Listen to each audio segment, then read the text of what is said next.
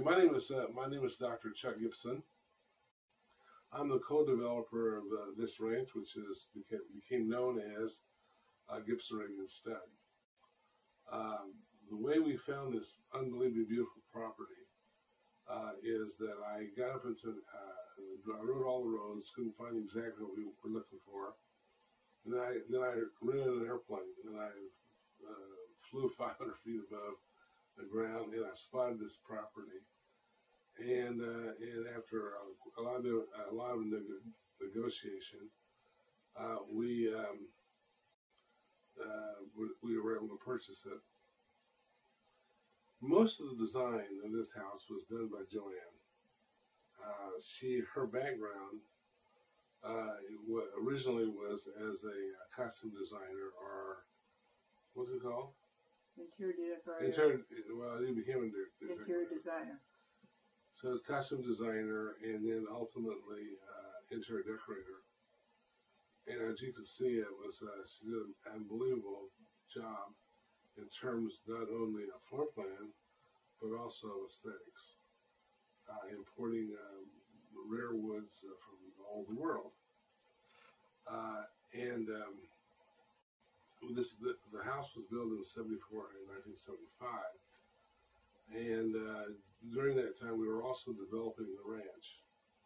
We began to acquire Arabian horses, and decided upon specializing in a particular kind of Arabian horse called Egyptian Arabians. And we bred about 200 horses. Quite a few of them were world or fraternity champions.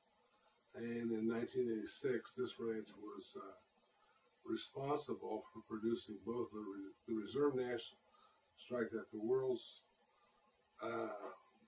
Reserve National Champion and the World Reserve Champion by one of our stallions who unfortunately died prematurely, but has to this day the children and grandchildren of the stallions in high demand. His name was Imperial Emperor, and he was an extraordinary horse. Anyway, the ranch became quite famous, not only for the quality of the horses that we bred.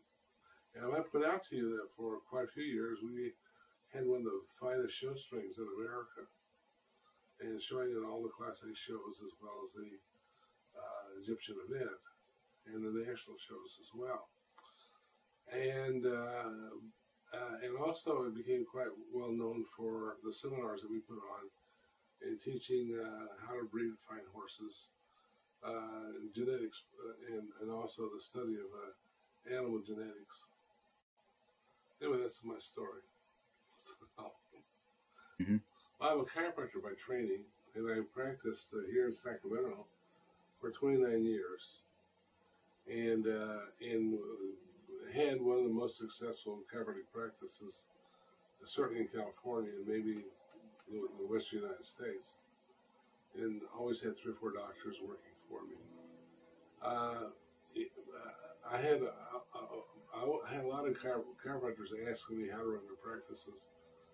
So in 1977, I started a second business, which is a consulting business, and it was the first consulting business for chiropractors, and it became during its time the largest consulting company for chiropractors in the world. And also I almost simultaneously to that, we founded Gibson Arabian Stud. So for a period of about 12 years, I ran 3 businesses simultaneously: Gibson Chiropractic, Gibson Management, and Gibson Arabian Stud. And in the process, we also ran another company called liquid protein company called Health Fast. So I've always had an entrepreneurial attitude about what to do, and I'm still, by the way, very active in running Gibson Management today, and having a good time at it. You'll notice that there's a lot of art pieces, both in the forms of adornment, but also furniture as well. They were gathered from all over the world. Some actually from the Vatican. Quite a bit of it's from Florence as well, and from England, from France. In fact, the desk that I'm sitting at right now is a Louis XIV that comes from France. We actually purchased this at the Waldorf Astoria in 1978 in New York City. One of the interesting stories about the entrance to the house is that we were in Spain in a kind of I'm not sure what we call it. It was called the Rat Sol, where a lot of the artisans worked. And we found one of those eagles with a globe on it. And we brought it home and decided we needed another one. So we went back to Spain. Took several days to find the artisan to do it. Paid him money in advance and hoped that we hadn't wasted our money. 11 months later, it showed up. And so that's why you see the two eagles and the globe sitting on the globes on each side of the front doors. Mm-hmm. You'll notice that in the backyard there's a pavilion that was designed by Joanne. It's supported by 12 Roman columns, and on one side is a sunken hot tub. On the other, there's a bar, there's showers, and also there's a lounging area. It's a really great place to lounge, and also a beautiful adornment. Also, in the back part of the yard, it's been flattened for building a tennis court. So if somebody's interested in having a tennis court, it's half done for you already.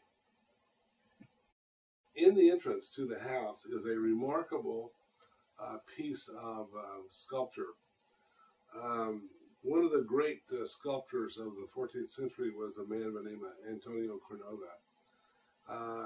And he and Michelangelo were the two leading sculptors of the time. Michelangelo's probably known slightly better than Canova, but Canova really did more beautiful work than Michelangelo did. And that piece is a copy done in the early 1950s by Barzini of his most famous piece, which is the Canova Venus. And it's probably the loveliest piece of sculpture ever done by any of the Italian artists. Okay, you'll notice that around the house there's several bronzes of Arabian horses. All these bronzes were done by very distinguished artists in the 80s. Most of them are really invaluable, and at the time that they were purchased, they were in the $20,000 to $25,000 purchase class.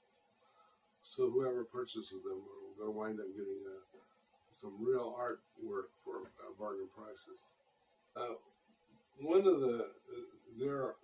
There's a lot of unique features about this house. For example, every door in the house is solid oak.